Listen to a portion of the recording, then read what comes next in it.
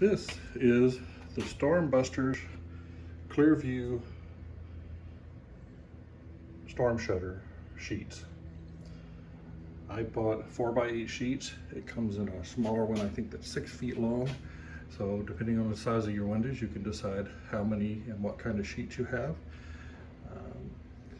The instructions specifically define how you measure and then place this on the outside of your window frame, on the outside of your house, with bolts every 12 inches or so.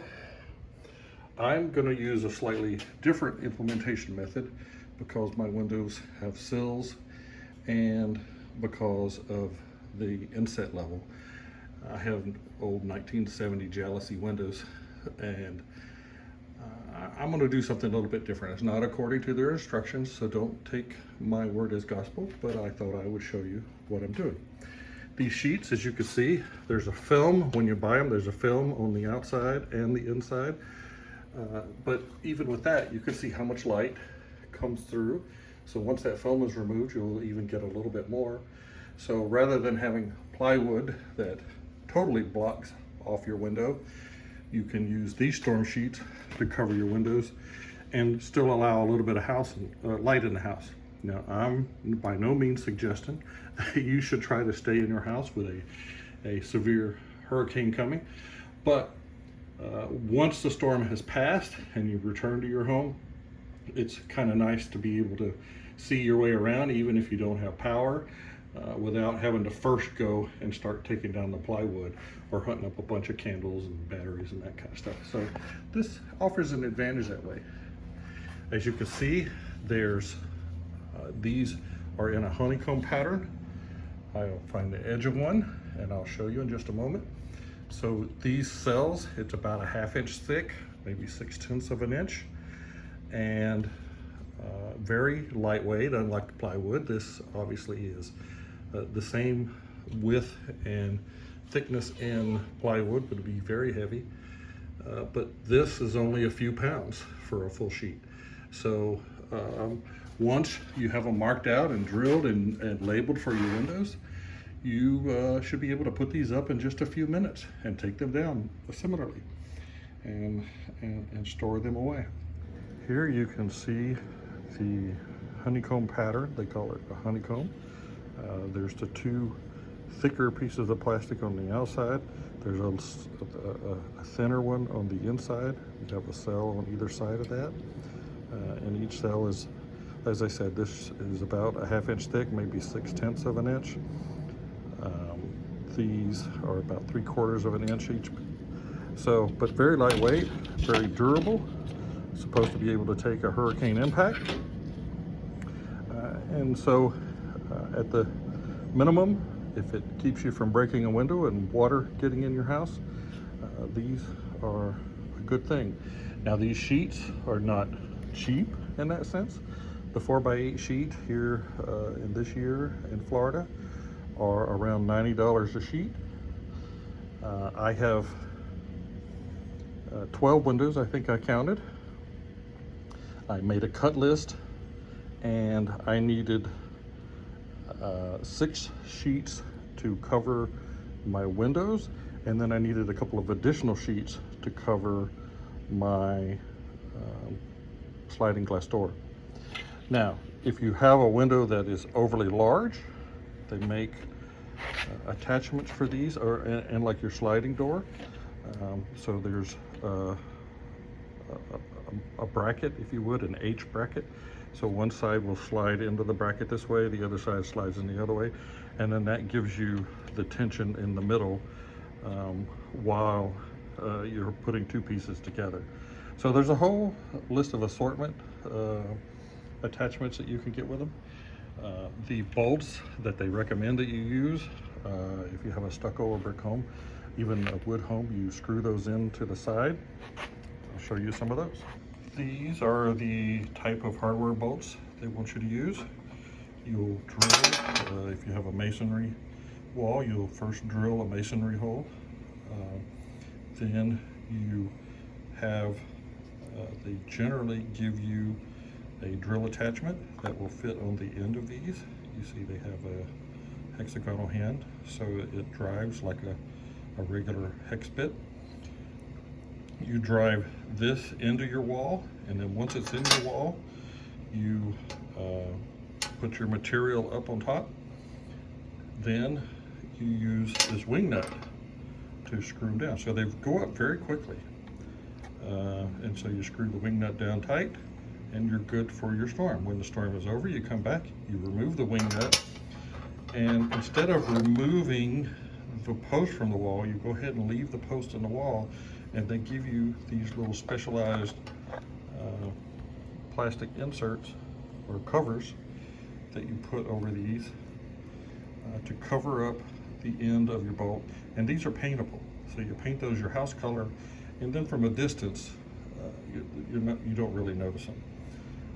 And then when the next storm comes, you come back by, you pull the tab off, you're ready to put your sheet up, and your wing nut goes back on top of that. Now, because you're not going to be exact on every window, you want to make sure that as you put these up, that you use a permanent marker or some kind of permanent labeling on the sheet itself, so that you can return that one to the right window, and then that way your holes will line up at your next storm call. These sheets, the material cuts fairly easily. They tell you to use a fine tooth, like a finish blade on your handsaw, if you have a skill saw that you can cut with.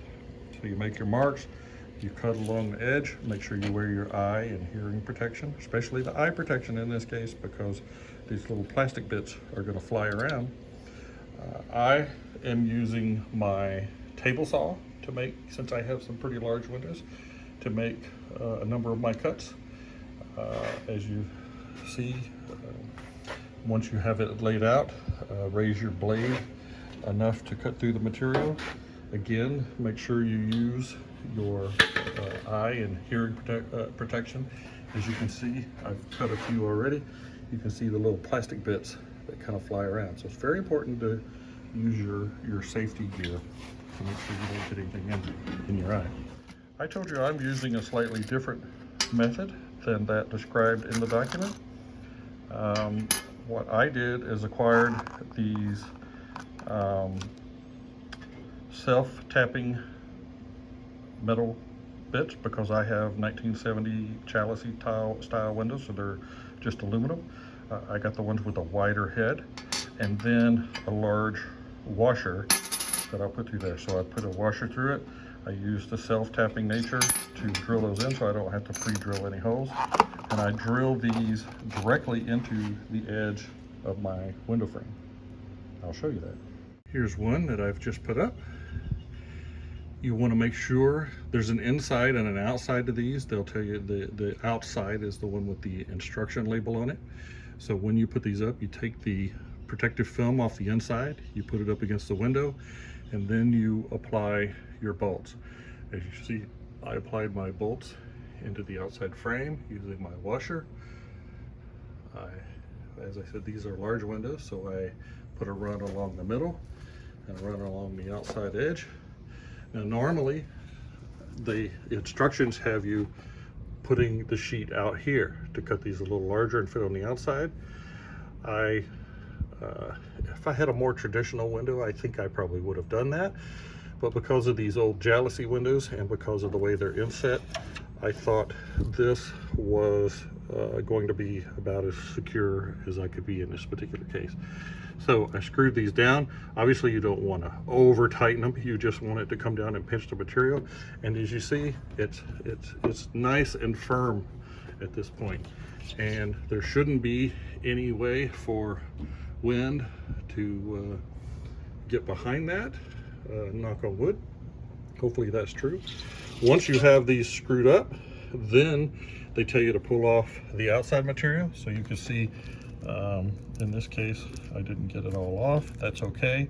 It left a little bit of material behind the bolt there. That's fine in this particular case. But when I take these down, I'll make sure they're labeled for the window that this belongs to. I'll put the bolts in a box that I will keep safe, and I will store these away until I have to deploy them again. As I mentioned, I have some fairly large windows, so that's why I'm using my table saw. You could do it with a skill saw. You have to be able to work around the material in order to make your cuts, but that's possible. The nice thing about this having a film on the inside and the outside to start, I'll show you some of that over here. So you see here's part of the film along the outside edge, and then there's a film on top of the sheet too that you'll pull off. See right here. The nice thing about having that film on it is that it cuts down on the chips that are generated when you're cutting it, so that's good too.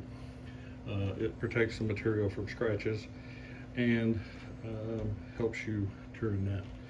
But the other thing that I'm doing, because this is plastic and my pencil doesn't always like to mark on it, I just went and found a crayon. So I measure for the cut that I want. I'm marking it with my crayon. And the other thing that I'm doing, remember I said because of the way this is coated with a UV element, I'm told, according to the instructions, this with the paper side is the outside. But once I've made a cut, you see, this is going to be on one side and I'll have nothing on the other side. So what I do is, also using my crayon, I make some kind of indication that this is an outside edge. So when I go to do further cuts, I'll keep marking it. But then when I go to put it up, I'll know to make sure this is the side that's facing out. Honestly, I can't see any difference between the inside and the outside, but that part of the instructions, I guess I'm following. As I said, I'm not following fully the instructions because they normally have you placing this on the outside border of your window, but I wanted to make sure that I do follow as many of the instructions as I can. I'll point out, when you're having to freehand a cut on your table saw, it's important to know what's your keep side, what's your cut side. So this is going to be my keep side. I've marked it over here. But because my line is also very thick, maybe even thicker than my blade, I want to make sure that I'm leaving this side because this is where my measurement is.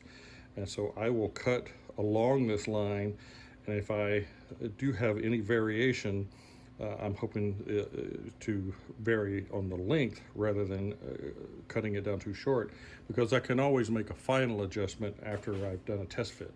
But what you can't cut something longer, so you want to make sure you don't cut it too short to start with.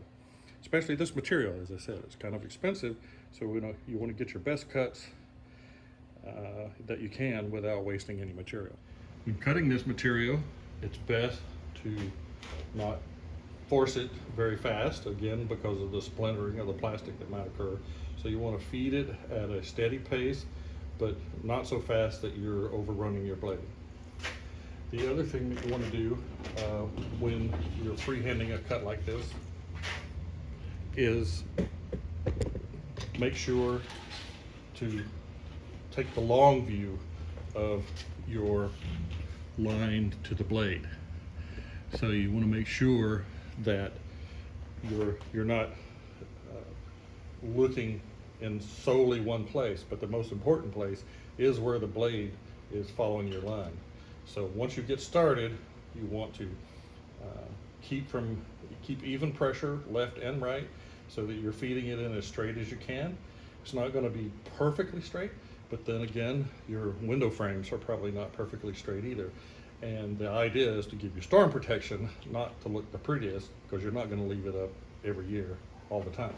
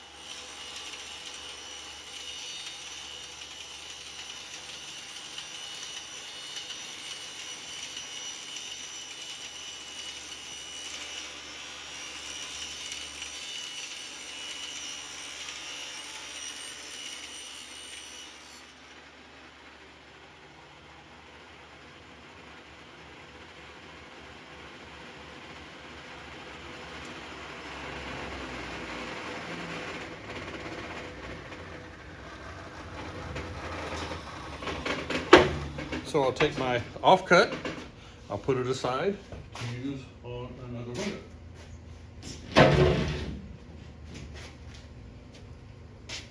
My full-size cut, this has been the width of the window, so now I want to make sure I have the height. I suggest as you go through this process that you, you know, the old adage is measure twice, cut once. Definitely true with a material like this, where you're dealing with something that's reasonably costly. So let's go make sure of a couple of things. Here's a window that I'm fitting right now. Now, depending on the method that you're using for installation, if you're following the instructions, what you want to do is you want to measure from the outside edge to the outside edge to determine your width. So we know this is the width, and then they tell you to add 4 inches on each side. So for a window like this, you would add 8 inches to your total width. The reason that's important to know is because if you're doing my type of installation, the inside width is actually going to be less because these are often tapered. The other thing that's important is to measure in more than one place, because sometimes these are stucco houses. There are variations along the outside. Now, obviously you can't measure everywhere, but I generally suggest that you measure at the bottom and you measure at the top, and you want to use the smaller of those two measurements in order to do your cut. You don't want to cut something in a rhombus so that it has a weird shape to it.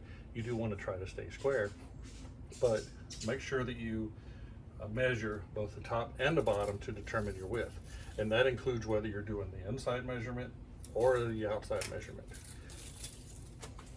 For my other cuts, I went ahead and I put the fence back on, and what I will do is I will measure for the size I want. Now my fence obviously only goes to 24 inches, so my window is 38 inches. So I can't set the fence side for my good cut. So what I want to do is set it up for the off cut. Now, an important thing to realize in this case is that if I want a 38-inch window, these are 48-inch wide, your first thought is, I'm going to set this down to 10 inches. And so you're going to come down here and you're going to set it at 10. But here's the problem. Remember, your blade actually has a width on it. A typical blade is about 1/8 of an inch. So if I set this at 10 and I cut this, I've made this side 10 plus 1/8. So what I'm left with on this side is 37 and 7/8. So you have to always keep that in mind when you're making your cuts, if you have to do them in where your keep side is on the left side of the saw blade, away from the fence. So make sure you add the width of your blade in. So in this case, if I want this to be 38 inches on this side, I have 10 inches left, but I really want to set this at 9 7/8.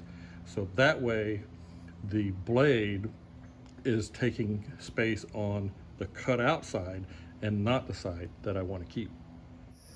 This probably isn't the video to give you basic instructions for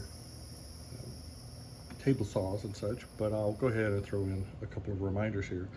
When you're cutting, it's important to make sure that your material is flush and rides flush along your fence. That's how you get the straightest cut. So even though I want to keep the other side of the material in this case, it's important that I ride this side as smooth as I can against the fence, and that will ensure that my other side is also smooth. Now, you want to make sure you have some rollers, something to carry the length. In this case, as you see, it overhangs my saw quite a bit. So I've got a couple of extra rollers out there to hold the material, because once you get out past the blade, when you finish the cut, there's going to be, the weight is going to be on the outside.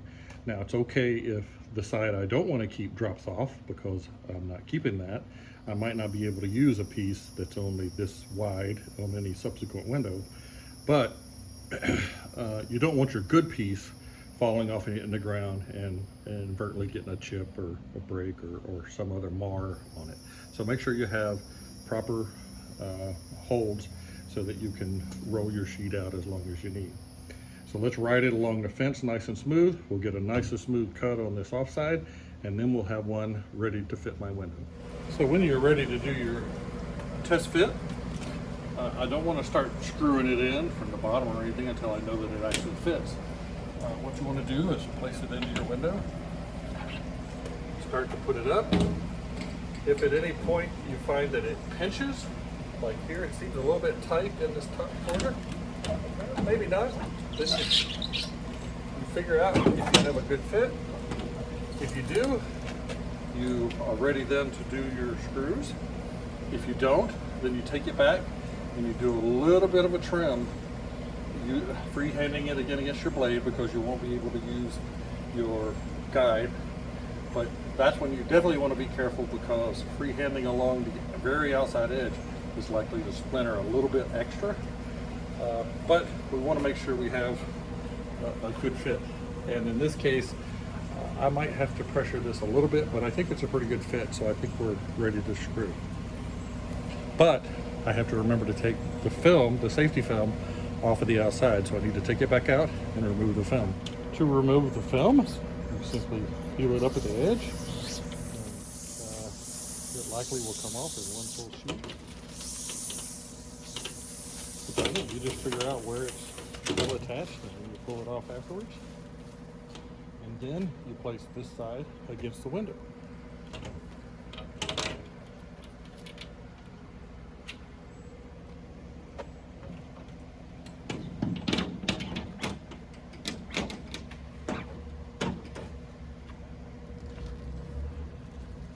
Now you'll notice I didn't take the sheet off the outside yet.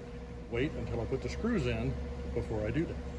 You have the old jalousie windows like I do. There's a metal frame along the outside edge. So I want to stay about an inch in, if I can, from the edge of the sheet. I don't want to go all the way down in the very corner here. So I want to go about an inch in. But I want to hit the metal framing, but I don't want to try to impede the actual mechanism if I can help it. Then when I take this down, I will come back with some caulk, and I will put a little dab of caulk over the holes, and that way they're there whenever I want to put this back up again. So as I said, I'm using these self-tapping screws like this and a washer to give it as much a wide hole as I can on the sheet. And there's no issue whatsoever with going through the sheet itself, but once you reach the metal, then it takes a little bit of force for the self-tapping screw to go all the way in. So I've reached the metal, so I put a little force on it. It cuts through the metal and it begins to pull down. So you see how I brought it down to snug. I don't want to overpower it and crush the cells. I just want to hold it down nice and tight, just like that. So I will do that about every foot. In this case, this window is about 38 inches. I'll put one more near the top like this. I'll probably put two more in the middle. And then I'll go to the other side. Once you have it bolted in, then you can peel off and remove the sheet that's on the outside. It'll encounter your washers, that's okay. The important part was that you wanted it to go up and stay as protected as possible. And there you have it. Let's go on the inside and see what it looks like. There, we can see it from the inside. So rather than having it blacked out like a sheet of plywood would do, we now have our storm protection in place, and we still allow light in. So if the power were to go out for some period of time, I wouldn't have to immediately, after the storm has passed, go and take the storm sheets down in order to get light back in the house. So we can have some light in here and deal with other issues. If a storm occurs, you can see the tree on the outside, you can see people walking by. It's translucent enough to let in light and let you make out some shapes, which is better than being totally blacked out like plywood would be.